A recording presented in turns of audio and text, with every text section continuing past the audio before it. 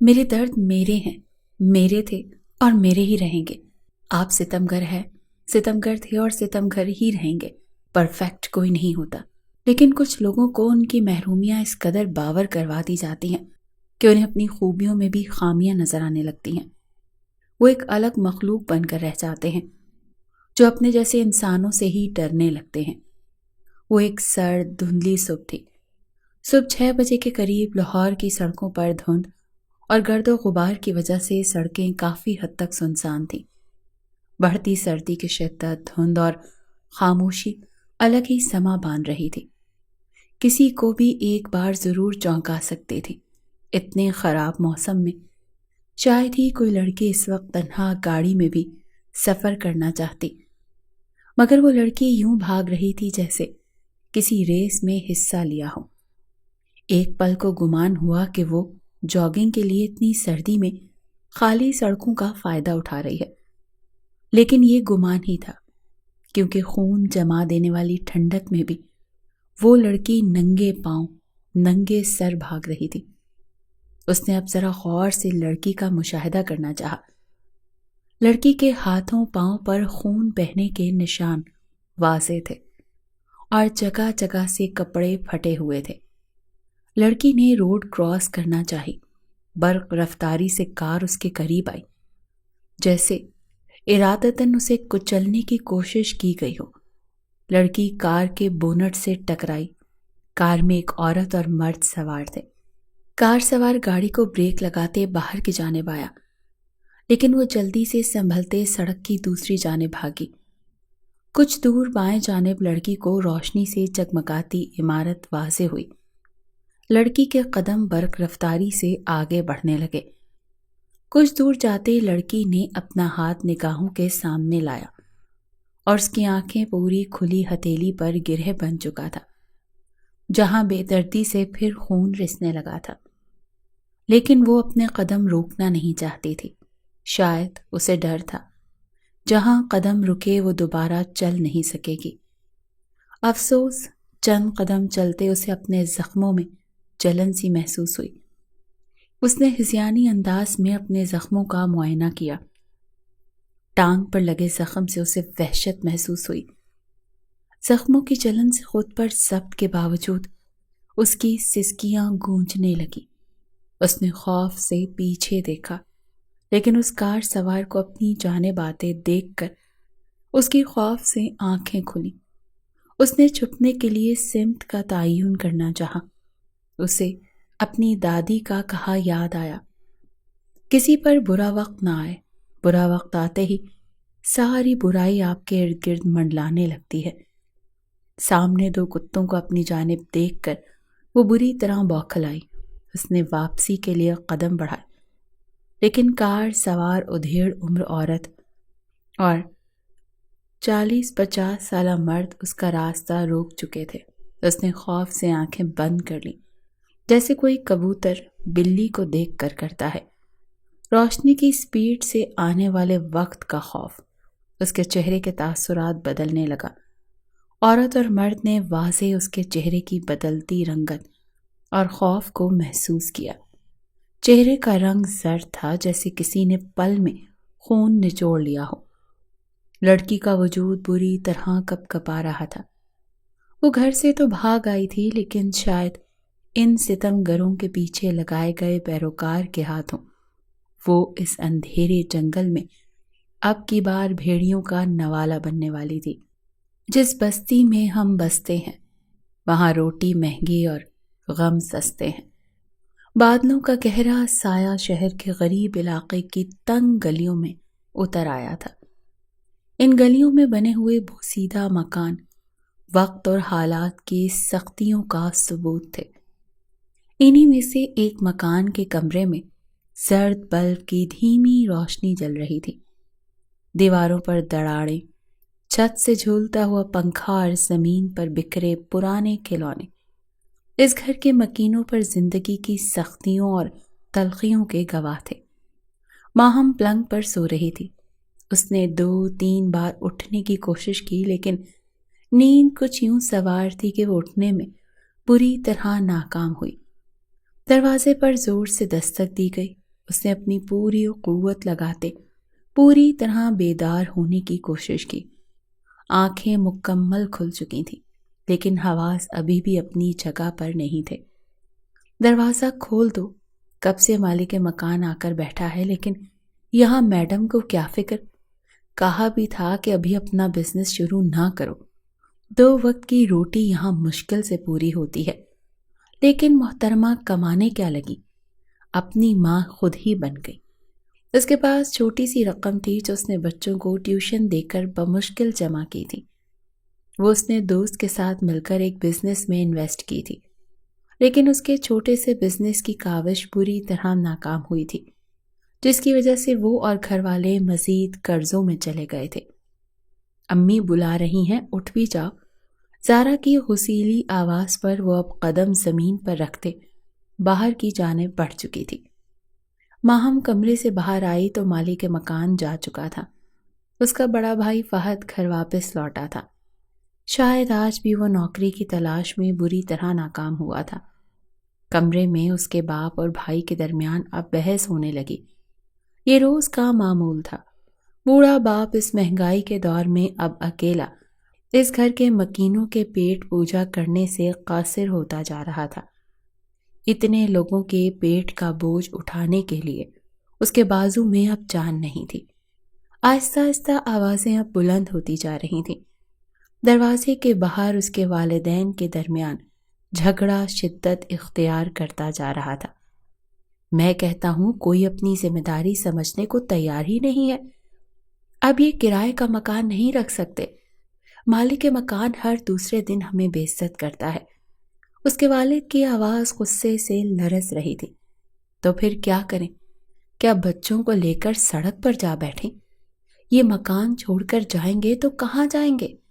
ماہم کی ماں کی آواز بھرائی ہوئی تھی۔ میں نے کہا تھا نا، کرایہ دینا مشکل ہوگا۔ جیسا بھی پرانا گھر تھا، کم از کم اپنی چھت تو تھی۔ ماہم کے والد نے چیختے ہوئے گلاس زمین پر پھینکا۔ اور میں نے کہا تھا کسی کام کا سوچ لو، محلے کے کریانے والے کے ہاں نوکری کر لو یا رکشہ چلا لو، لیکن تمہیں تو بس شکایت کرنی آتی ہے۔ ماہم کی ماں نے دھیمے لیکن تلخ لہجے میں جواب دیا، رکشہ چلاؤں؟ یہ ہاتھ بوڑھے ہو چکے ہیں، پھر بھی دن رات محنت کرتے ہیں۔ اب رکشہ چلائیں جوان بیٹے کو مفت کی روٹیاں کھلانا؟ احساس ذمہ داری بھی کسی چیز کا نام ہے۔ بولتے وہ اپنی مٹھیاں بھینچتے ہوئے کھڑے ہو گئے۔ ماہم نے اپنی نظریں جھکائیں۔ اسے معلوم تھا کہ یہ جھگڑا وہیں ختم نہیں ہوگا جہاں ہمیشہ ہوتا ہے، باپ کے آنسو اور ماں کی خاموشی، اوپر سے مالک مکان کی وارننگ۔ اس کے دل میں درد کی لہر دوڑ گئی۔ شاید یہ گھر ان کی غریبی کا گواہ ہوتے ہوئے بھی انہیں باہر پھینک دے گا۔ ماں نے اچانک اس کا نام لیا، جیسے اس کا وجود بھول گئی تھی۔ جا کر پانی لے اور بات کرنی ہے مجھے۔ ماہم دھیرے سے اٹھ کر پانی لینے چلی گئی۔ باورچی خانے میں جاتے ہوئے اس نے اپنے اندر ایک وزن محسوس کیا، ایک ایسا بوجھ جو اس کی عمر سے زیادہ بھاری تھا۔ جب وہ پانی لے کر واپس آئی تو ماں کے چہرے پر آنسو تھے اور والد کرسی پر بیٹھے اپنے سر کو تھامے ہوئے تھے۔ میں کہتی ہوں کہ یہ مکان چھوڑ دو، ماں نے رندھی ہوئی آواز میں کہا۔ اور کہاں جائیں؟ جوان بیٹیوں کے ساتھ وہی آوارہ لڑکوں کی گلی میں رہیں گے، یا میرے بھائی کے ہاں جو پہلے ہی ہمارے حالات دیکھ کر دروازہ بند کر لیتا ہے؟ والد نے تلخی سے جواب دیا۔ ماہم نے اپنی نظریں جھکا لیں۔ یہ جھگڑے اس کی زندگی کے روز کا حصہ بن چکے تھے، لیکن آج وہ کچھ زیادہ ہی گہری سوچ میں ڈوبی ہوئی تھی۔ اس کے دل میں بے بسی اور محرومی کا ایک ایسا طوفان تھا جس کا وہ خود بھی احاطہ نہیں کر پا رہی تھی۔ کمرے کے ایک کونے میں اس کا بیمار بھائی بیٹھا تھا، اپنی ٹوٹی ہوئی کھلونا گاڑی کو درست کرنے کی ناکام کوشش کر رہا تھا۔ سامنے بہن کی شادی کی گزرتی عمر ماہم کے دل کو چیر کر رکھ دیتی تھی۔ وہ جانتی تھی کہ ان حالات میں اس کا بھائی کبھی بھی اپنا علاج مکمل نہیں کر پائے گا اور بہن کا بیاہ ناممکن تھا۔ ماہم، اس کی ماں کی آواز نے اس کے خیالات کو توڑا۔ بازار جا کر دوائی لیا، آج دینے کے لیے کچھ بھی نہیں بچا۔ ماہم نے چادر اوڑھی اور خاموشی سے دروازے کی طرف چل دی۔ گلیوں میں اندھیرا بڑھتا جا رہا تھا اور ماہم کے دل میں ایک تاریکی الگ بڑھ رہی تھی۔ سڑکوں کے کنارے کھڑے مکان کے بند ہوتے دروازے اسے اپنی زندگی کی جھلک دکھا رہے تھے، جیسے وہ غربت کے جرم میں ایک ایسی قیدی ہو جس سے نکلنے کا راستہ نہ ہو۔ بازار پہنچ کر اس نے 2 دن کی دوائی خریدی اور گھر واپس جانے کے لیے مڑی۔ راستے میں اس کی نظر ایک کھمبے پر لگے ہوئے ایک پوسٹر پر رک گئی۔ نوکری کا بہترین موقع، اچھی تنخواہ، کوئی تجربہ درکار نہیں۔ پوسٹر کے الفاظ نے اس کے دل میں ایک ہلچل پیدا کر دی۔ نیچے ایک فون نمبر درج تھا اور ماہم نے وہ نمبر نوٹ کر لیا۔ یہ شاید ایک موقع ہے، لیکن اگر یہ غلط ہوا تو؟ اس نے خود سے سوال کیا، لیکن فوراً ان خیالات کو جھٹک کر تیزی سے گھر کی طرف روانہ ہو گئی۔ وہ گھر آئی تو اب تک ماں باپ میں موضوع بحث مفلسی ہی تھی۔ اگر گاؤں میں واپس جانا پڑا تو بھی ٹھیک ہے، یہ روز روز کی تذلیل سے بہتر ہے، ماں نے مضبوطی سے کہا۔ ماہم نے پہلی بار اپنی ماں کو اتنا مضبوط پایا، لیکن ان کی آنکھوں میں چھپا خوف وہی تھا جو ہر رات ان کے دلوں میں سانپ کی طرح رینگتا تھا۔ یہ غریبی، یہ بوسیدہ مکان، سب ختم ہو جائے گا، ماہم نے جیسے خود سے وعدہ کیا۔ والد نے گہری سانس لی۔ وہ جانتے تھے کہ ان کے پاس نہ سوال کا جواب تھا اور نہ مسئلے کا حل۔ ماہم نے قدم آگے بڑھایا اور دھیرے سے بولی، ابا، امی، کیا ہم سب مل کر کام نہیں کر سکتے؟ میں بھی کچھ کر سکتی ہوں، کوئی فیکٹری میں کام، سلائی کا کام، یا بچوں کو پڑھانا شروع کر دوں۔ اس کی آواز میں نہ صرف مضبوطی تھی بلکہ ایک عزم تھا جو ان دونوں کو لمحے بھر کے لیے خاموش کر گیا۔ نہیں بیٹی، ماں نے فوراً کہا، یہ ہمارا کام ہے، تمہیں اپنی پڑھائی پوری کرنی ہے۔ جس خواب کے لیے ہم شہر آئے اور تمہارے چچا نے ہماری زمینوں پر قبضہ کر لیا، اب اس اندھیرے میں نہیں الجھنا۔ لیکن ماہم نے دل میں تہیہ کر لیا تھا، وہ صرف تماشائی نہیں بنی رہے گی۔ وہ جانتی تھی کہ غربت کی دیواریں بلند ہیں، لیکن انہیں گرا دینا ناممکن نہیں۔ اس رات وہ سونے کے بجائے کمرے میں خاموشی سے خود سے لڑتی رہی اور آخر کار نتیجے پر پہنچ گئی۔ کمرے میں آتے، بہن کو دوائی تھماتے وہ اپنے بستر پر گر گئی۔ دروازے کے باہر والدین کی بحث کا شور تھم چکا تھا، لیکن مستقبل کا خوف جو دل میں اب تک پھیلا ہوا تھا اس کی بے چینی کو بڑھا رہا تھا۔ صبح ہوتے سب سے پہلے کام جو ماہم نے کیا، فون اٹھایا اور وہ نمبر ملایا جو پوسٹر پر لکھا ہوا تھا۔ دوسری طرف سے ایک آدمی نے فوراً فون اٹھایا، آپ کل انٹرویو کے لیے آ جائیں۔ جی، لیکن یہ کام کیا ہوگا؟ ماہم کی آواز میں ہچکچاہٹ نمایاں تھی۔ یہ ایک آسان کام ہے، آپ کل دفتر آ کر تفصیلات معلوم کر سکتی ہیں۔ فون بند ہو گیا۔ نہ جانے کیوں ماہم کے دل میں بے شمار سوالات پیدا ہونے لگے تھے۔ یہ نوکری کیسی ہوگی؟ کیا یہ محفوظ ہوگی؟ لیکن اگر میں نے یہ قدم نہ اٹھایا تو کیا ہوگا؟ اگلے دن تک ماہم نے فیصلہ کر لیا کہ وہ اپنے گھر والوں کی زندگی بدلنے کے موقع کو ضائع نہیں کرے گی، چاہے اس کے لیے اسے کچھ بھی کرنا پڑے۔ مجبوریوں نے لڑنے کا ہنر سکھا دیا، ورنہ ہم زندگی جینے کے بھی قابل نہ تھے۔ ماہم جب سے آفس سے آئی تھی اپنے کمرے میں بیٹھی تھی، نظریں خلا میں غائب سی تھی، دل میں بے شمار سوالات دبے تھے اور احساسات کی گونج تھی۔ زندگی کی سختیوں نے اسے اس مقام تک پہنچا دیا تھا جہاں کوئی اور راستہ نظر نہیں آ رہا تھا۔ غربت، جدوجہد اور ناکامیوں نے اسے ٹک ٹاک کی دنیا میں پناہ لینے پر مجبور کر دیا۔ یہ ایک چھوٹا سا پلیٹ فارم تھا جو خوش شکل لڑکیوں کو سوشل میڈیا سٹار بناتا تھا۔ ماہم کو اس پلیٹ فارم کو لے کر کچھ معلومات نہیں تھی، لیکن آفس کی جانب سے کہا گیا کہ وہ سب اکاؤنٹس خود ہینڈل کریں گے، ان کو کانٹینٹ تک فراہم کیا جائے گا، صرف چند منٹ کی ویڈیو اس کو بنانا ہوگی۔ کمپنی کے ساتھ 2 سال کا معاہدہ وہ کر چکی تھی، جس کے بدلے اسے ایک اچھی رقم ایڈوانس دی گئی تھی۔ وہ 20 سال کی عمر میں ٹک ٹاک پر نئے نئے چیلنجز کے وائرل ہونے پر محض تفریح کے طور پر ویڈیوز بنانے لگی تھی۔ اس کا مقصد صرف اپنے والدین کو غربت کی لکیر سے نکالنا تھا، لیکن وقت کے ساتھ اس کی ویڈیوز نے نہ صرف لاکھوں کی تعداد میں پیروکار اکٹھے کیے بلکہ اسے مشہوریت اور پیسہ بھی ملنے لگا۔ اب وہ 21 سال کی ہو چکی تھی اور اس کی ٹک ٹاک پر مقبولیت نے اسے ایک نئی دنیا میں داخل کر دیا تھا۔ اتنی بڑی کامیابی جس کے لیے لوگ نہ جانے کیا کچھ کرتے ہیں، اس کے لیے آسان بننے لگی تھی۔ اس کی کامیابی کے باوجود اس کے دل میں ایک احساس جرم تھا۔ وہ اپنے خاندان سے یہ سب کچھ چھپاتی تھی، انہیں بتاتی تھی کہ وہ ایک مارکیٹنگ ایجنسی کے لیے کام کرتی ہے، جبکہ حقیقت میں وہ ٹک ٹاک سے کما رہی تھی۔ اس کا راز، اس کی کامیابی کا سچ، سب کچھ چھپانا ایک بڑا بوجھ بن چکا تھا۔ اس کے موبائل کی اسکرین پر مختلف ویڈیوز چل رہی تھیں۔ وہ جتنا اس میں غرق ہوتی اتنا ہی اسے یہ احساس ہوتا کہ وہ اپنے والدین سے چھپ کر اپنے خوابوں کا پیچھا کرتے ہوئے ایک جھوٹی خوشی کی دلدل میں پھنس گئی ہے۔ ویڈیوز کی تعداد بڑھتی جا رہی تھی اور اس کے فالوورز کی گنتی بھی، مگر اندر سے وہ خود کو کھو دینے کے خوف میں مبتلا تھی۔ جب اس کی ایک ویڈیو وائرل ہوتی اور اسے کامیابی کی خوشبو محسوس ہونے لگتی، اس کا دل ایک انجانے خوف سے بھر جاتا۔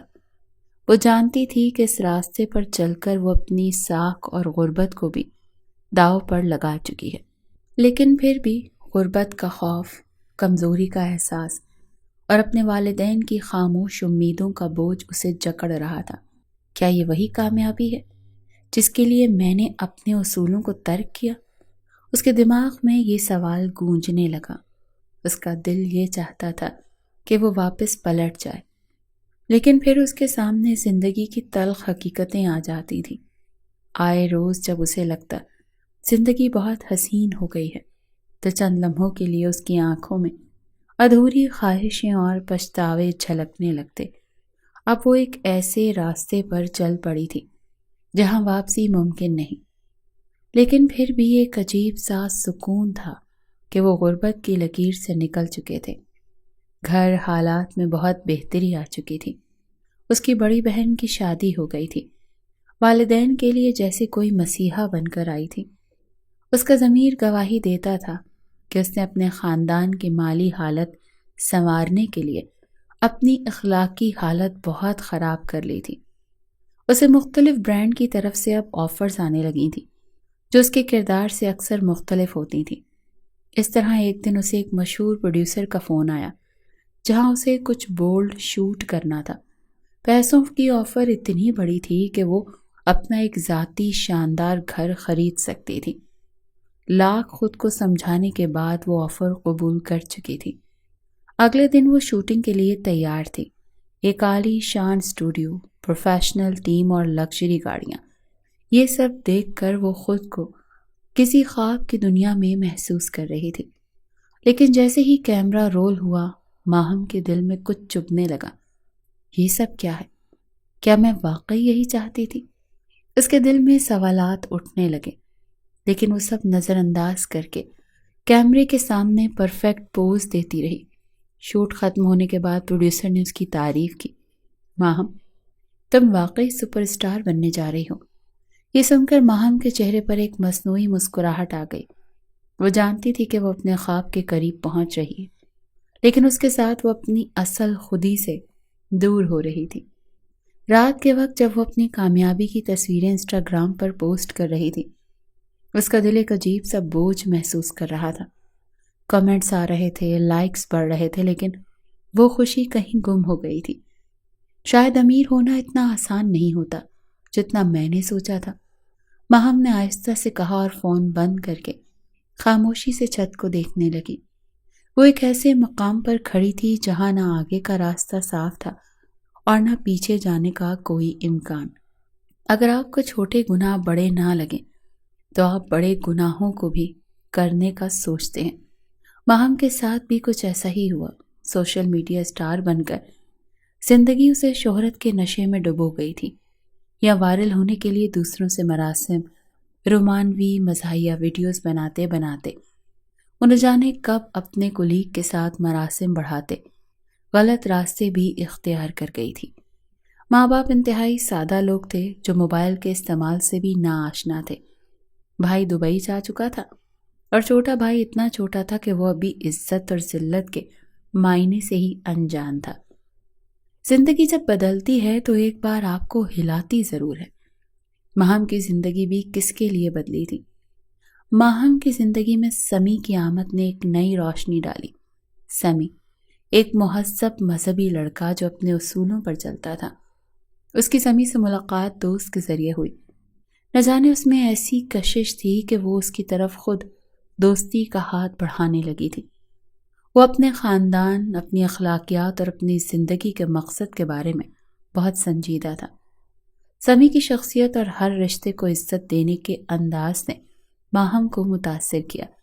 سمی کی سوچ سے اسے اندازہ ہو گیا تھا کہ اسے آزاد عورتیں پسند نہیں، وہ عورت کو ایک حد تک آزادی دینے کا قائل ہے۔ اسے عجیب سے وسوسے آنے لگے۔ وہ جانتی تھی کہ اگر سمی کو اس کے ٹک ٹاکر بننے اور وہاں کی زندگی کے بارے میں پتہ چلا تو اس کا رشتہ ختم ہو جائے گا۔ اس نے فیصلہ کیا کہ وہ سمی کے سامنے وہی روپ اوڑھے گی جو وہ پسند کرتا ہے۔ وہ پاکستان سے باہر ہی زیادہ وقت گزارتا تھا۔ ماہم نے فیصلہ کیا کہ وہ اس کے ساتھ جلد پاکستان سے باہر چلی جائے گی اور اپنی غلطیوں کو ہمیشہ کے لیے مٹا دے گی۔ وہ شاید بھول گئی تھی، غلطیاں معاف ہوتی ہیں، گناہوں کا جواب دہ ہونا پڑتا ہے۔ وہ بھی کچھ ایسی سیاہ رات تھی جب ماہم کی نازیبا ویڈیو لیک ہو گئی۔ یہ ویڈیو فوراً وائرل ہو گئی اور اس پر تنقید کا طوفان اٹھ کھڑا ہوا۔ لوگوں نے اس کی عزت اور اخلاق پر سوالات اٹھائے اور اس کے خاندان تک یہ بات پہنچ گئی۔ اس کے والدین جو ہمیشہ اس کی کامیابی پر فخر کرتے تھے اس واقعے سے شدید صدمے میں تھے، اور بھائی اس کی جان کے پیاسے ہو رہے تھے۔ سمی کا ری ایکشن نہ جانے کیا آتا، وہ ابھی ملک سے باہر تھا۔ بریکنگ نیوز، مشہور ٹک ٹاکر کی نازیبا ویڈیو لیک ہو گئی۔ معروف پاکستانی ٹک ٹاکر اسٹار ماہم سکندر نے اپنی نجی ویڈیوز وائرل ہونے کے بعد اپنے سوشل میڈیا اکاؤنٹ کو غیر فعال کر دیا۔ انہیں سوشل میڈیا صارفین کی جانب سے کافی ذہنی اذیت کا سامنا کرنا پڑا ہے، جنہوں نے ان پر آن لائن توجہ حاصل کرنے کے لیے جان بوجھ کر ویڈیوز کو پبلک کرنے کا الزام لگایا ہے۔ یہ اس ہفتے دوسرا کیس ہے جس میں کسی ٹک ٹاکر اسٹار کی اپنے بوائے فرینڈ کے ساتھ نجی ویڈیوز لیک ہوئی ہیں۔ نیوز اینکر اس وقت پرجوش ہو کر خبر دے رہی تھی۔ سمی نے اسکرین آف کر دی۔ رات کے 2 بج رہے تھے۔ کمرے میں اب صرف میز پر رکھے لیمپ کی مدھم روشنی تھی جو دیواروں پر ہلکی ہلکی پرچھائیاں ڈال رہی تھی۔ سمی اپنے بستر پر خاموشی سے اٹھ بیٹھا تھا، لیکن اس کی آنکھوں میں طوفان کا منظر تھا۔ وہاں اگر ٹک ٹاک بناتی تھی تو اس نے اتنی بڑی بات اس سے کیوں چھپائی؟ موبائل اس کے ہاتھ میں تھا اور اسکرین پر وہ ویڈیو چل رہی تھی جو ابھی کچھ دیر پہلے اسے ایک انجان نمبر سے موصول ہوئی تھی۔ ویڈیوز ختم ہو چکی تھیں، لیکن سمی کا دل ایک لمحے کے لیے بھی سکون میں نہیں آیا تھا۔ اس کے دل میں ماہم کا چہرہ بار بار گھوم رہا تھا اور سوال تھے کہ خود سے بنتے جا رہے تھے، لیکن جواب دینے والا کوئی نہیں تھا۔ وہ ماہم جو ہمیشہ وقار، محبت اور عزت کی مثال تھی، آج کے ظلم کا شکار خود کو کر چکی تھی۔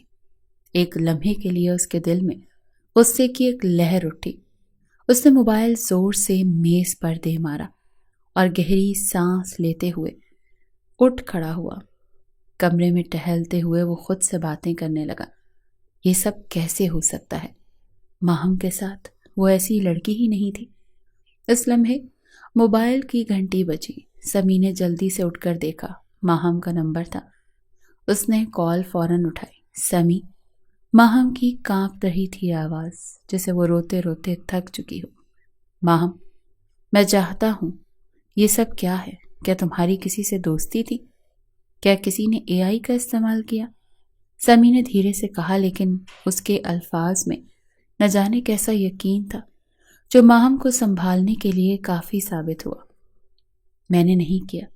نہ جانے کس نے ویڈیو لیک کی ہے سمی۔ ماہم کی آواز میں بے بسی اور درد تھا۔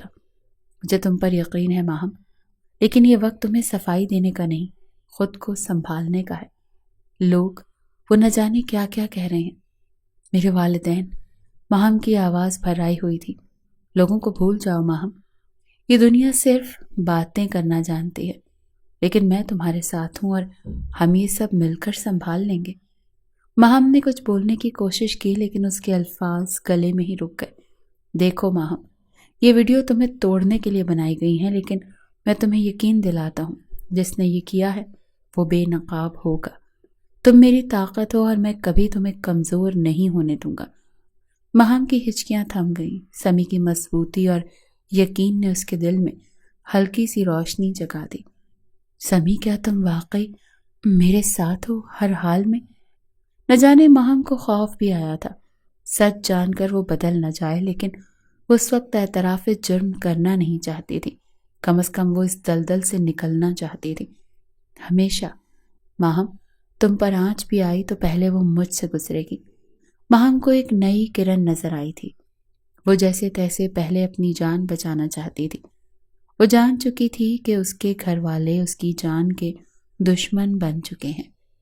کال ختم ہونے کے بعد سمی نے گہری سانس لی اور موبائل اٹھایا۔ اس کے چہرے پر اب غم کے بجائے نئی سوچ لے رہی تھی۔ جس نے یہ سب کیا ہے اسے سزا ضرور ملے گی، اس نے خود سے کہا اور باہر نکل گیا۔ کمرے میں چراغ کی روشنی ہلکی ہو گئی، لیکن سمی کے دل میں ایک عزم کا دیا روشن، اس کے یقین کو جلانے والا تھا جو کسی بھی طوفان سے کم نہ تھا۔ ماہم کی دنیا ایک پل میں تباہ ہو گئی۔ اس کی ساکھ، اس کا کریئر اور اس کا رستہ، سب کچھ ختم ہو چکا تھا۔ وہ اس وقت گھر والوں کے تشدد کی عزت میں تھی۔ کاش ہم بھوکے مر جاتے، لیکن عزت تو تھی نا ہمارے پاس۔ ماں اس وقت روتے ہوئے چلا رہی تھی۔ صرف تمہاری وجہ سے میرے بیٹے لوگوں کو منہ دکھانے کے قابل نہیں رہے۔ اگر ہمیں تم نے مارنا ہی تھا تو غربت سے ہی مرنے دیتی۔ امی اسے بولتے مسلسل مار رہی تھی۔ جب وہ تھک گئیں تو خود بیٹھ کر رونے لگی۔ ماہم کا باپ اس وقت ایسا شکستہ تھا کہ ایک لفظ ادا کرنے کی بھی ہمت نہیں تھی۔ ماہم اس وقت یہ سوچ کر رہ گئی کہ کیا سچ میں جن کو سنوارنے کے لیے میں نے سب کچھ کھو دیا وہ اب بھی مجھ سے خفا ہے؟ کیا میرا گناہ اتنا بڑا ہے کہ وہ سب کی زندگی اجیرن کر دے گا؟ سوشل میڈیا پر ایسی چیزیں وائرل ہوتی رہتی تھیں، لیکن ماہم کے خاندان کے لیے عزت زندگی سے بڑھ کر تھی۔ سب کے اندر سناٹا تھا، لیکن ماہم کے دل میں ایک طوفان تھا۔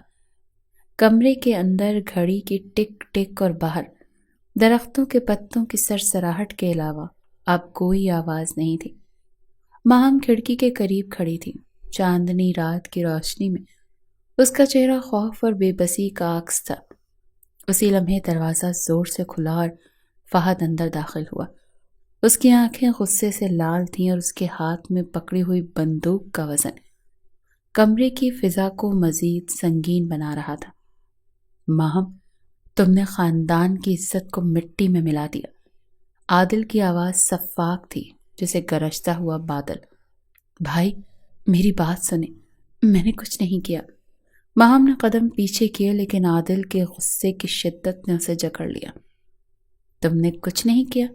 ہم ہی پاگل ہیں۔ بولتے فہد کی آواز میں نفرت تھی اور اس کے قدم ماہم کی طرف بڑھ رہے تھے۔ بھائی، یہ آپ کیا کر رہے ہیں؟ ماہم کی آواز کانپ رہی تھی۔ ماہم بول نہیں پا رہی تھی۔ فہد کا ہاتھ کانپ رہا تھا، لیکن اس کی انا اور معاشرتی دباؤ اس کی بندوق کے ٹریگر پر دباؤ ڈال رہے تھے۔ یہ خاندان کی عزت کا سوال ہے ماہم، تم نے ہمیں جینے کے لائق نہیں چھوڑا۔ ابا، میری بات تو سنیں۔ ماہم کی لرزتی ہوئی آواز نکلی، لیکن وہ جانتی تھی کہ اس کے الفاظ ایک دیوار سے ٹکرا کر واپس جائیں گے۔ فہد نے ایک لمحے کو رک کر اسے دیکھا۔ اس کے چہرے پر غصے اور دکھ کا امتزاج تھا۔ ہماری عزت کو داغ لگانے والوں کے لیے یہاں کوئی معافی نہیں، اس نے مضبوط آواز میں کہا، اور یہی ہمارا فیصلہ ہے۔ ماہم نے ایک آخری بار اپنے آنچل کو مضبوطی سے تھاما، جیسے اپنی زندگی کی ڈور پکڑ رہی ہو۔ ابا، یہ سب تم نے کیا۔ میں نے اپنی زندگی برباد کر کے تم سب کو آباد کرنا چاہا، وہ چلائی۔ فہد کے دل میں ایک طوفان تھا، لیکن وہ ایک عجیب کشمکش میں مبتلا تھا۔ ماہم کی ہنسی، اس کا بچپن، اس کی معصومیت، یہ سب یادیں بار بار اس کے دل پر دستک دے رہی تھیں، لیکن اس کی انا، اس کی غیرت اسے سب کو بھول جانے پر مجبور کر رہی تھی۔ ماہم نے ایک لمحے کے لیے پیچھے مڑ کر دیکھا۔ اس کے چہرے پر فیصلہ کن تاثرات تھے۔ ماہم نے ایک ہلکی سی مسکراہٹ کے ساتھ کہا، بھائی، میں نے ہمیشہ تمہیں اپنا محافظ سمجھا تھا۔ اگر آج تمہیں لگتا ہے کہ میرا جینا تمہارے لیے باعث شرمندگی ہے تو میں تیار ہوں، لیکن یاد رکھنا، یہ فیصلہ تمہارے ضمیر کے ساتھ ہمیشہ رہے گا۔ ماہم نے بولنے کی آخری کوشش کی۔ میں نے سب کی قسمت بدلنے کی کوشش کی۔ بھائی، باقی سب انجانے میں ہوا، میری ایک بار بات تو سن لیں۔ لیکن سب کے کان جیسے بند ہو چکے تھے۔ ماہم کو اس گھر میں آج کوئی اپنا نہیں لگا تھا، سب خاموش تماشائی تھے۔ فہد نے ایک گہری سانس لی اور ٹریگر دبا دیا۔ ایک دھماکے کی گونج نے کمرے کے سکوت کو چیر کر رکھ دیا۔ گھر کے افراد کے چہروں پر سناٹے کا راج تھا۔ ماہم کی کمزور آواز مدھم ہو چکی تھی۔ چاند بدستور آسمان پر تھا، لیکن گھر میں ایک ایسا اندھیرا چھا گیا تھا جسے وقت شاید کبھی ختم نہ کر پائے گا۔ ماہم زمین پر گر گئی۔ چاندنی کی روشنی اس کی بے جان جسم پر گر رہی تھی، اور کمرے میں صرف گھر والوں کی سانسوں کی بھاری آواز باقی رہ گئی تھی۔ وہ کر نہیں رہا تھا میری بات کا یقین، وہ کر نہیں رہا تھا میری بات کا یقین، پھر یوں ہوا کہ مر کے دکھانا پڑا مجھے۔ وہ ہوش میں آئے تو کمرے کا درجہ حرارت اسے سرد محسوس ہوا۔ جسم پر جگہ جگہ زخموں پر مرہم رکھی، اس کی سانسیں بے ترتیب ہو رہی تھیں۔ آنکھوں کے کونے سے نمکین پانی بہہ رہا تھا، لیکن آنکھیں ابھی تک بند تھیں، گویا وہ ایک نئی جگہ سے غیر آشنا تھی۔ یہ ایک اجنبی سی جگہ تھی۔ کہاں ہوں میں؟ اس نے یاد کرنے کی کوشش کی۔ فہد نے گولی چلائی تھی اور وہ اس کی چھوٹی بہن اس کے آگے آئی تھی۔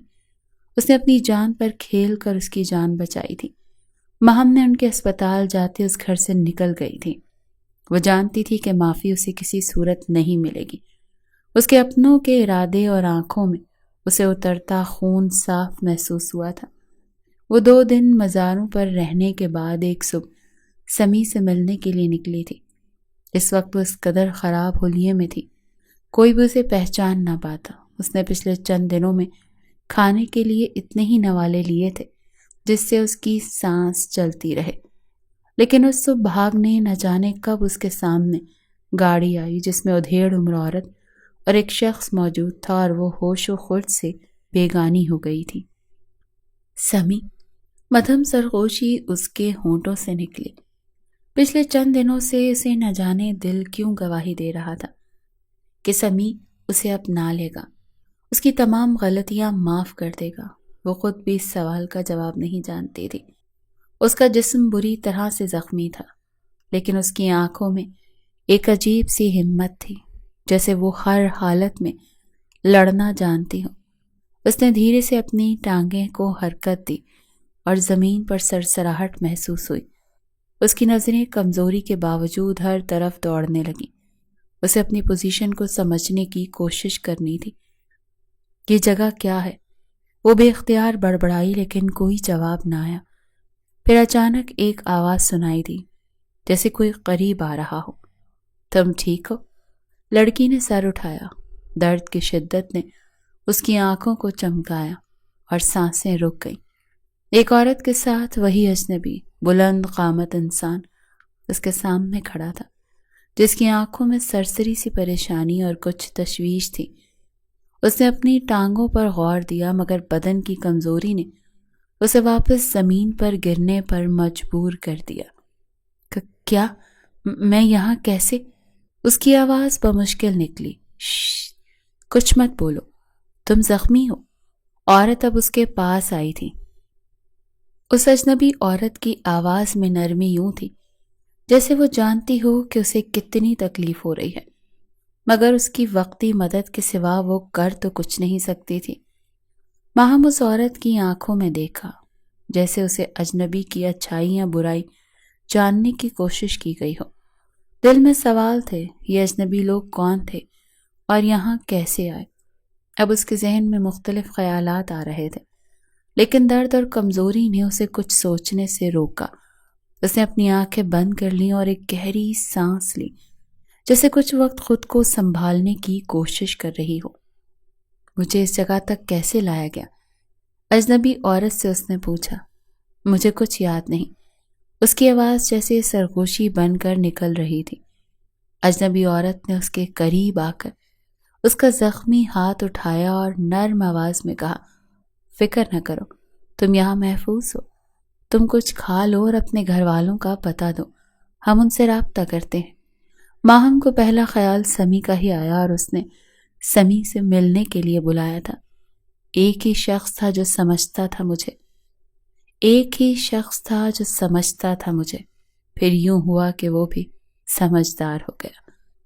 چاند کی مدھم روشنی درختوں کی ٹہنیوں کے درمیان سے گزر کر زمین پر پڑ رہی تھی۔ نرم ہوا چل رہی تھی، لیکن دل کی گہرائی میں دونوں کے وجود میں ایک طوفان برپا تھا۔ وہ لڑکی جس کی آنکھوں میں یقین تھے بکھر چکے تھے، زرد پتوں کی طرح۔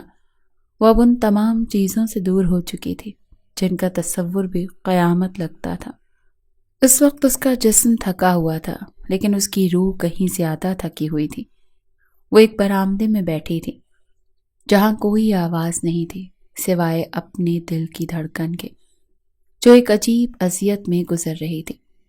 اس کا ذہن پچھلے کچھ مہینوں کی یادوں میں گم تھا۔ وہ لمحے جب اس نے وہ قدم اٹھایا جس کا خمیازہ اسے بھگتنا پڑ رہا تھا۔ اچانک دروازہ کھلا اور اس کے سامنے سمی آیا۔ یہ وہ شخص تھا جسے وہ کبھی اپنی محبت سمجھتی تھی، جس کی آنکھوں میں اب وہ جذبہ نہیں تھا جو پہلے تھا۔ وہ ہونٹوں پر مسکراہٹ کی جگہ اب تلخ حقیقتوں کا بوجھ لیے ہوئے تھا۔ اس کے قدم لڑکھڑائے ہوئے تھے اور اس کی نگاہوں میں ایک سرد مہری تھی۔ اس کی آنکھوں میں ناآشنائی، جلن اور غصے کی لالی پھیل چکی تھی۔ وہ جب ماہم کے سامنے موجود تھا، اس کے ہاتھ سے موبائل چھینتے ہوئے بولا، تمہیں کیا ہو گیا تھا؟ یہ کیا کر دیا تم نے؟ ماہم نے دھڑکتے دل کے ساتھ اس کی طرف دیکھا، مگر اس کی آنکھوں میں خوف تھا، پریشانی تھی۔ کیا ہو گیا؟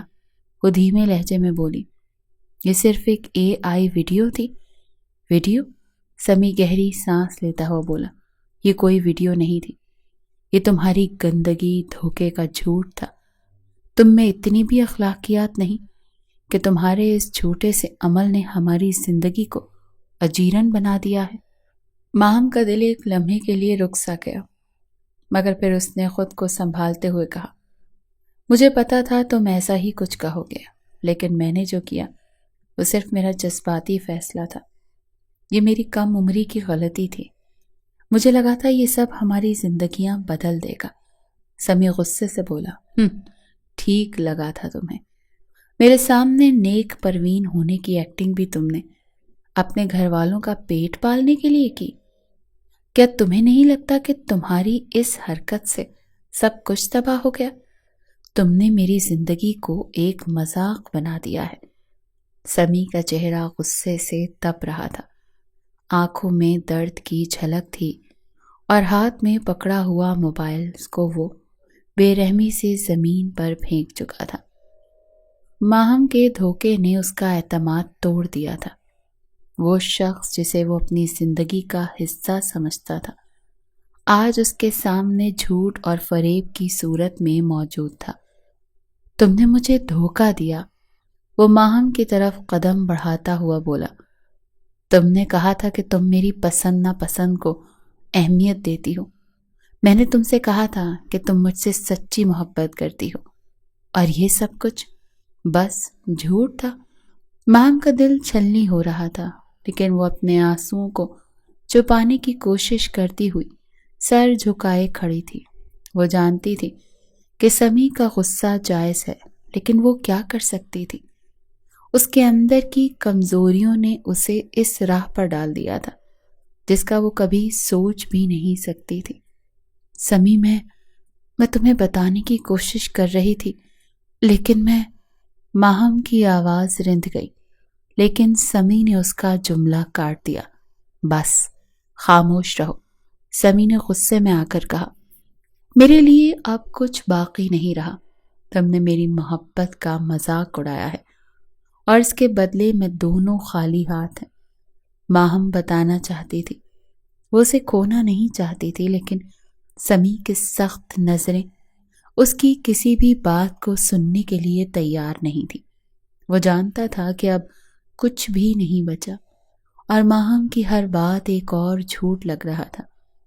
ماہم نے ایک طویل سانس لی اور پھر اس کے قریب آ کر کہا، میں جانتا ہوں کہ تم غصے میں ہو، لیکن تمہیں یہ سمجھنا ہوگا، میں نے یہ ویڈیو اپنے لیے نہیں بنائی تھی، نہ ہی میں نے اس کے بارے میں کوئی منصوبہ بنایا تھا۔ تمہارے لیے تو بس ایک کھیل تھا۔ تم جیسے نہیں سمجھتے کہ اس کھیل سے کتنے لوگ متاثر ہو رہے ہیں۔ برائی اپنے ساتھ شر لاتی ہے اور شر آگ کو اپنی طرف کھینچتے ہیں۔ یہ آگ آپ تک رہے تو اتنی تکلیف نہیں ہوتی، لیکن اگر یہی آگ پورے گھر کو جلا دے تو اس کا شور زیادہ ہوتا ہے۔ بولتے کی آواز میں ایک تکلیف تھی، لیکن یہ تکلیف اس کی آواز سے زیادہ اس کی آنکھوں میں تھی۔ تمہیں لگا تھا کہ یہ راستہ تمہیں رہائی دے گا؟ ماہم آہستگی سے بولی، نہیں، مجھے نہیں لگا تھا کہ یہ راستہ مجھے کچھ دے گا۔ میں نے یہ سب اپنی فیملی کو بچانے کے لیے کیا، لیکن میں نے جو راستہ اختیار کیا وہ مجھے دیر سے سمجھ آیا کہ یہ سب کتنا غلط ہے۔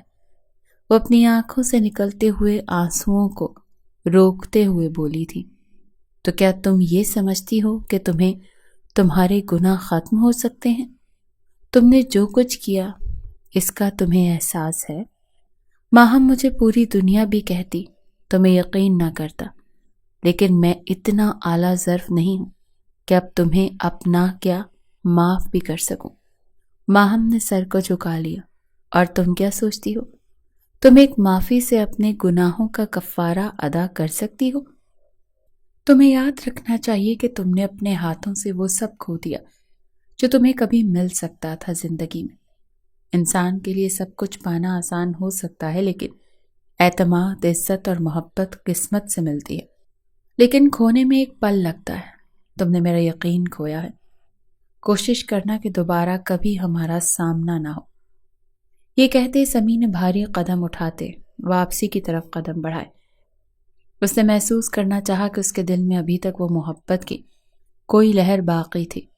شاید محبت کبھی نہیں بدلتی، لیکن اس کے ساتھ جو دھوکا ہوا تھا وہ اب اس کو معاف نہیں کرنا چاہتا تھا، کیونکہ سزا اور جزا آپ کو شیطان سے انسان بننے پر مجبور کرتی ہے۔ اس نے لڑکی پر ایک آخری نظر ڈالی اور پھر وہ دروازے سے باہر نکل گیا۔ سب سے زیادہ مشکل اس دروازے پر دستک دینا ہے جس کی چابیاں کبھی آپ کی ملکیت رہی ہوں۔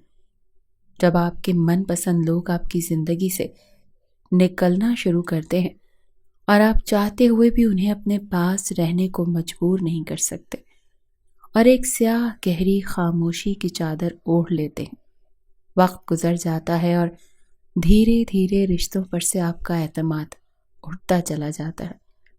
پھر ایک وقت ایسا آتا ہے جب آپ کو اپنی زندگی میں لوگوں کا آنا اور چلے جانا گو کے حال میں تکلیف دیتا ہے، مگر آپ سنبھل جاتے ہیں، کیونکہ تب تک آپ جان چکے ہوتے ہیں کہ یہی زندگی کی اصل حقیقت ہے، اور اس دنیا میں ہر تعلق کا اختتام جدائی ہے۔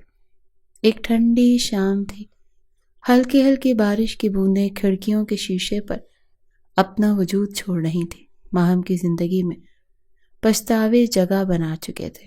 بے ترتیب بالوں اور بنجر آنکھوں کے ساتھ شفیق بی بی کے چھوٹے مگر صاف ستھرے کمرے کے کونے میں رکھے بیڈ پر وہ بیٹھی تھی۔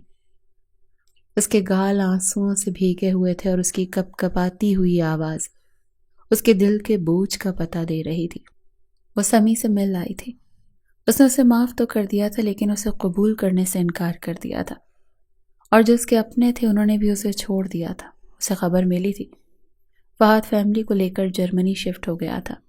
وہ پچھلے 4 ماہ سے شفیق عورت کی چھت کے نیچے رہ رہی تھی جو دن کو اپنا مدرسہ چلاتی تھی۔ کچھ دیر بعد شفیق بی بی ایک پختہ عمر کی پرسکون اور نرم لہجے والی عورت تھی۔ قریب آ کر ماہم کے قریب بیٹھ گئی۔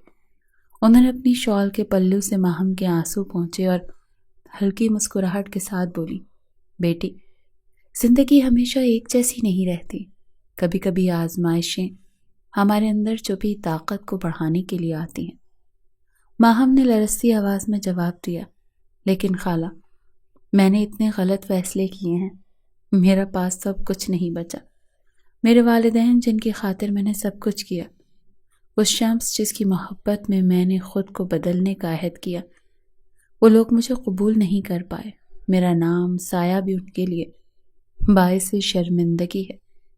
ماہم کے آنسو رخساروں پر بہہ رہے تھے اور اس کے لرزتے ہاتھ اپنے چہرے کو چھپانے کی ناکام کوشش کر رہے تھے۔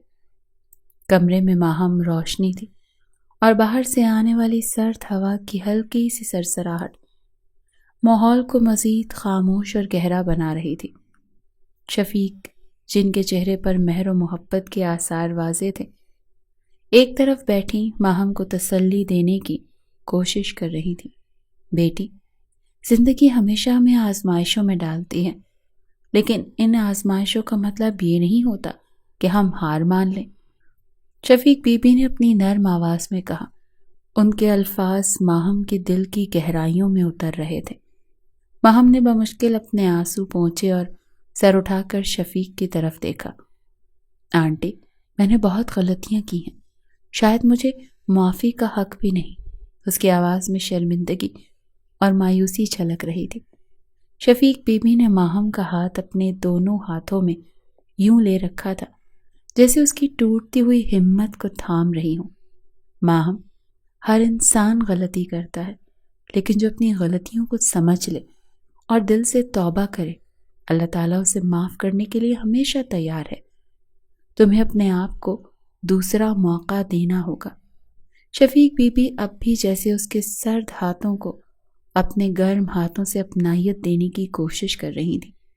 ماہم، اللہ نے کہیں نہیں کہا کہ ہم اپنوں کے لیے غلط راستے پر چل پڑیں۔ تمہارا قدم بہت غلط تھا۔ آج بدقسمتی سے ہم سمجھتے ہیں دولت کمانا ہم پر فرض ہے، چاہے اس کے لیے قدم جیسا بھی اٹھانا پڑے۔ ہم دولت کے لیے حلال اور حرام کا فرق بھول چکے ہیں۔ حرام چیزیں کبھی بھی باعث عزت نہیں ہوتی۔ دنیا اور آخرت دونوں میں باعث رسوائی ہے ماہم۔ کوئی بھی انسان مکمل نہیں ہوتا، ہر کوئی غلطیاں کرتا ہے، لیکن اللہ ہمیں توبہ اور اصلاح کا موقع دیتا ہے، اور توبہ کی توفیق بھی ان کو ملتی ہے جن کے دل زندہ ہوتے ہیں۔ تمہارے دل میں اپنے گناہوں کا شاید احساس موجود تھا، تم خود کو بدلنے کی کوشش کرتی تھی، شاید تبھی تمہیں توبہ کا موقع ملا۔ تمہارا دل اب بھی زندہ ہے، اور یہ سب سے بڑی نشانی ہے کہ تم خود کو بدل سکتی ہو۔ لیکن یہ قیمت میری ہمت سے بہت زیادہ ہے، ماہم کہتے ہوئے رونے لگی۔ شفیق بی بی نے گہرا سانس لیا اور بولی، تمہیں میں ایک واقعہ سناتی ہوں۔ بنی اسرائیل میں ایک نوجوان تھا، بڑا نافرمان تھا۔ شہر والوں نے اس کا بائیکاٹ کر دیا، اس کو شہر سے نکال دیا۔ وہ ویرانے میں چلا گیا۔ کسی کو راہ راست پر لانے کا یہ طریقہ نہیں ہوتا کہ اس کا بائیکاٹ کر دیا جائے، بلکہ اس سے محبت کی جائے، اس کے لیے دعا کی جائے، اس کو سمجھایا جائے۔ تو انہوں نے نکال دیا، وہ ویرانے میں چلا گیا۔ وہاں کوئی آنے والا نہیں، جانے والا نہیں۔ حالات کی تنگی نے جب جھٹکا دیا تو بیمار ہو گیا۔ بیمار ہوا تو کھانے کو کچھ نہیں، پینے کو کچھ نہیں۔ موت کے اثرات شروع ہوئے۔ مرتے دم تک توبہ نہیں کی، اکڑتا رہا۔ جب موت کے اثرات نظر آئے تو اب کہنے لگا، اے اللہ، ساری زندگی کٹ گئی تیری نافرمانی میں، اب موت دیکھ رہا ہوں سامنے ہے، لیکن مجھے بتا، مجھے عذاب دینے سے تیرا ملک زیادہ ہو جائے گا اور معاف کرنے سے تیرا ملک تھوڑا ہو جائے گا؟ اے میرے رب، اگر مجھے یہ پتا ہوتا کہ مجھے عذاب دے گا تو تیرا ملک بڑھ جائے گا، اور مجھے معاف کر دے گا تو تیرا ملک گھٹ جائے گا، تو میں تجھ سے کبھی بخشش نہ مانگتا۔ مجھے پتا ہے کہ مجھے عذاب دے تو تیرے ملک میں زیادتی نہیں، مجھے معاف کرے تو تیرے ملک میں کمی نہیں۔ یہ دیکھ لے میں نافرمان تو ہوں اور بڑی ذلت میں مر رہا ہوں، کوئی میرا سنگی نہیں، کوئی ساتھی نہیں، سب نے مجھے چھوڑ دیا، میرے سارے سہارے ٹوٹ گئے، اب تو مجھے نہ چھوڑ، مجھے معاف کر دے، مجھے معاف کر دے۔ اور اتنے میں اس کی جان نکل گئی۔ موسیٰ علیہ السلام پر وحی آئی کہ اے موسیٰ، میرا ایک دوست وہاں کھنڈرات میں مر گیا ہے، اس کا جا کے غسل کا انتظام کرو، اس کا جنازہ پڑھو اور شہر کے سارے نافرمانوں میں اعلان کرو کہ آج جو بخشش چاہتا ہے اس کا جنازہ پڑھ لے، اس کی بھی بخشش ہو جائے گی۔ جب موسیٰ علیہ السلام نے اعلان کیا تو لوگ بھاگے ہوئے آئے، آ کے دیکھا تو وہی شرابی جواری جو انہوں نے کہا موسیٰ علیہ السلام آپ کیا کہتے ہیں، یہ تو وہ ہے جس کو ہم نے نکال دیا تھا، اور آپ کا رب کہہ رہا ہے کہ جس کو بخشش چاہیے اس کا جنازہ پڑھ لے۔ اللہ کی بارگاہ میں جب عرض کی تو اللہ پاک نے فرمایا یہ بھی سچے ہیں، میں بھی سچا ہوں۔ یہ ایسا ہی تھا جیسے بتا رہے ہیں، لیکن جب یہ مرنے لگا میں نے اس کو دیکھا کہ ذلیل ہو کر مر رہا ہے، فقیر ہو کر مر رہا ہے، تنہائی میں مر رہا ہے، کوئی دوست نہیں، کوئی رشتہ دار نہیں۔ ایسی بے بسی میں جب اس نے مجھے پکارا اے اللہ، سب نے چھوڑا تو نہ چھوڑنا، تو میری رحمت کو اور میری محبت کو جوش آیا، میری غیرت کو جوش آیا کہ جب سب چھوڑ چکے میں اپنے بندے کو نہیں چھوڑوں گا۔ اے موسیٰ، وہ کم ظرف نکلا، صرف اپنی بخشش مانگی، میری عزت کی قسم اگر آج پوری دنیا کے انسانوں کی بخشش مانگتا تو میں سب کو معاف کر دیتا۔ اسی لیے کبھی بھی یہ نہ دیکھو کہ تمہارے گناہ کتنے بڑے ہیں، اس اللہ سے امید رکھو جو سب سے مہربان ہے، اس سے سچے دل سے عہد کرو کہ اس توبہ کے بعد تم اسے کبھی ناراض نہیں کرو گے۔ اب کی بار کہتے انہوں نے ماہم کو گلے لگا لیا۔ ماہم نے آنکھوں میں امید کی ہلکی سی جھلک کے ساتھ ان کی طرف دیکھا، لیکن میں کہاں جاؤں، میرا کوئی سہارا نہیں۔ شفیق بی بی نے گہری سانس لی اور مضبوطی سے کہا یہ گھر تمہارا ہے، جب تک تم خود پر کسی مقام پر پہنچ نہ جاؤ میری چھت تمہاری حفاظت کرے گی، لیکن ایک وعدہ کرو بیٹی، اس چھت کے نیچے تم نئی زندگی کا آغاز کرو گی، اپنے رب کے سامنے جھکو گی اور ہر وہ چیز چھوڑ دو گی جو تمہیں اندھیروں کی طرف لے جائے۔ ماہم کی آنکھوں سے ایک بار پھر آنسو بہنے لگے، لیکن اس بار وہ آنسو خوف کے نہیں بلکہ امید کے تھے۔ وہ سر جھکا کر بولی میں وعدہ کرتی ہوں خالہ، میں اپنی زندگی بدلوں گی۔ شفیق بی بی نے اس کے سر پر ہاتھ رکھا اور محبت بھری آواز میں کہا بس یہی تو میں سننا چاہتی تھی، تمہاری توبہ تمہاری روشنی بنے گی، اور یاد رکھو زندگی کے ہر موڑ پر اللہ کا دروازہ کھلا رہتا ہے۔ ماہم کی آنکھوں میں ہلکی سی روشنی جاگ اٹھی، جیسے ایک امید کی کرن چمک گئی ہو۔ لیکن میں فی الحال کہاں جاؤں، میرے پاس نہ کوئی جگہ ہے نہ کوئی سہارا۔ شفیق بی بی نے مسکراتے ہوئے اس کے کاندھے پر ہاتھ رکھا، تمہیں کہیں جانے کی ضرورت نہیں بیٹی، یہ گھر تمہارا ہے، یہاں تمہیں نہ صرف چھت ملے گی بلکہ ایک نئی زندگی شروع کرنے کا حوصلہ بھی۔ لیکن وعدہ کرو تم اپنی زندگی کو سنوارنے کی پوری کوشش کرو گی۔ ماہم کا دل شفیق بی بی کی محبت اور خلوص سے بھر گیا۔ اس نے آہستہ سے سر ہلایا، جیسے شفیق بی بی کے الفاظ نے اس کی روح میں سکون بھر دیا ہو۔ بیٹی یاد رکھو، زندگی ایک تحفہ ہے، تمہارے اندر بہت طاقت ہے، بس اسے پہچاننے کی دیر ہے۔ شفیق بی بی نے ماہم کے چہرے پر ہاتھ پھیرا اور اسے اپنے گلے سے لگا لیا اور کہا میں تمہیں قرآن کی تفسیر پڑھاؤں گی، تمہارے گناہ تمہارے غم سے دھل جائیں گے۔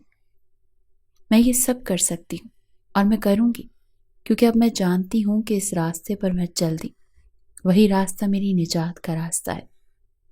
اس کے لفظوں میں ایک ایسی شدت تھی کہ شفیق بی بی مسکرا دی۔ اس کی نظریں لڑکی کے چہرے پر مرکوز تھیں، لیکن اب اس میں وہ مایوسی نہیں تھی جو پہلے تھی۔ وہ لڑکی جو اس روڈ پر ملی تھی اب وہ ایک مختلف انسان بن چکی تھی، ایک انسان جس نے اپنی غلطیوں کا اعتراف کیا تھا اور ان کا کفارہ دینے کے لیے خدمت خلق کا ارادہ کیا۔ ماہم نے اب سوچا تھا کہ اپنی تقدیر کو بدلنے کے لیے، ایک نئے راستے پر چلنے کے لیے جہاں وہ اپنے گناہوں کی قیمت چکانے کی کوشش کرے گی، اور جہاں اسے امید تھی کہ وہ اس کی روح کو سکون دے سکے گا۔ وہ راستہ جو کبھی اس کے لیے آسان نہیں تھا، اب اس کے لیے واحد راستہ تھا۔ وہ راستہ جس پر وہ اپنا باقی کا وقت گزارنے کا ارادہ رکھتی تھی، اور اس راستے کے اختتام پر شاید اس کی زندگی کا وہ سکون تھا جسے وہ ہمیشہ تلاش کرتی رہی تھی۔ کمرے میں پھیلتی ہوئی خاموشی اب بوجھل نہیں تھی، بلکہ ایک نئے عزم اور یقین کا پیغام دے رہی تھی۔ ماہم نے اپنی زندگی کو دوبارہ جینے کی ٹھان لی، اور شفیق بی بی کی شفقت نے اسے ایک نیا راستہ دکھایا۔ کمرے میں ایک عجیب سی سکون کی فضا چھا گئی۔ باہر بارش رک چکی تھی، اور آسمان پر چمکتا ہوا چاند ایک نئی امید کی علامت بن کر چمک رہا تھا۔ جہاں اختتام ہوتا ہے، وہیں سے نیا آغاز ہوتا ہے۔